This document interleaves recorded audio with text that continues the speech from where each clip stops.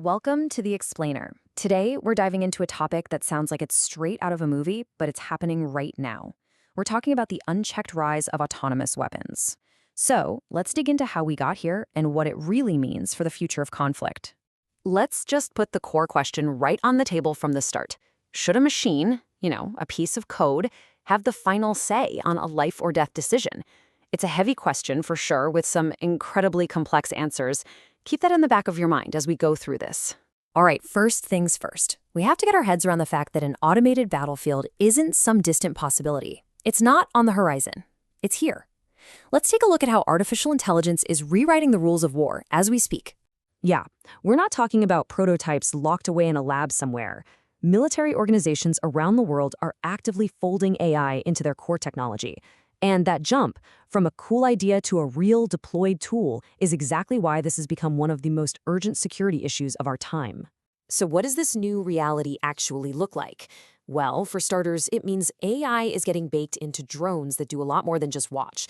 We're now seeing autonomous weapons being used in the field, and, that obviously leads to some massive security concerns and kicks off this really intense global debate about where we go from here. But what is it that makes these new weapons so fundamentally different from anything that's come before? Well, it really boils down to one kind of mind-blowing thing. These are weapons that can, in a very real sense, think for themselves. And that changes everything. Okay, it's super important we're all on the same page with what these things are. When we say autonomous weapons, we mean systems that can do the whole thing on their own.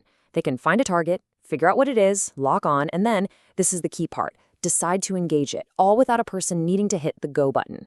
And this right here, this comparison, is the absolute heart of the issue. On one side, you've got systems where a human is in the loop. They have to give that final okay. But on the other side, with fully autonomous systems, the human is taken out of the loop. The machine makes the final call based on its programming. That shift from human supervision to machine authority is the real game changer. And look, this is not just some far-off what-if scenario. In recent conflicts, the use of these AI-powered systems has already been connected to civilian casualties. This is actively pushing the boundaries of what's considered acceptable in war, and it's forcing us to ask some really tough ethical questions that, honestly, we don't have answers for yet. And that brings us to the speed and the scale of the problem. What we're seeing is the start of a whole new kind of arms race, one that's happening incredibly fast and mostly out of the public eye. This chart really says it all, doesn't it? On one hand, you've got the technology itself just rocketing forward. And on the other, you have our ability as a world community to create rules and regulations for it, and it's just lagging way, way behind. That huge growing gap you see, that's where the danger is. So what happens when tech moves this fast with no rules? Well, the fallout is pretty serious. It sparks arms races, which then makes global security way more shaky. And because there's hardly any international oversight, the risk that a conflict could be started by accident, by an algorithm making a mistake, becomes terrifyingly real. All this super fast development has basically created this giant ethical and legal void. And that brings us to maybe the toughest question in all of this, the accountability dilemma. I mean, really think about it. If a drone's algorithm makes a mistake and it hits the wrong target, who's to blame? Is it the programmer who wrote the code? The commander who sent it out? The company that built it? Can you even hold a machine responsible? The simple truth is, right now, nobody has a clear answer. And that gets right to the core of the legal mess we're in. The existing laws of war, they were written for a different time.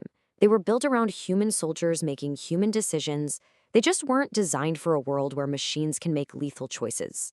So while this technology is spreading like wildfire, there's absolutely no agreement among the world's nations on how to handle it.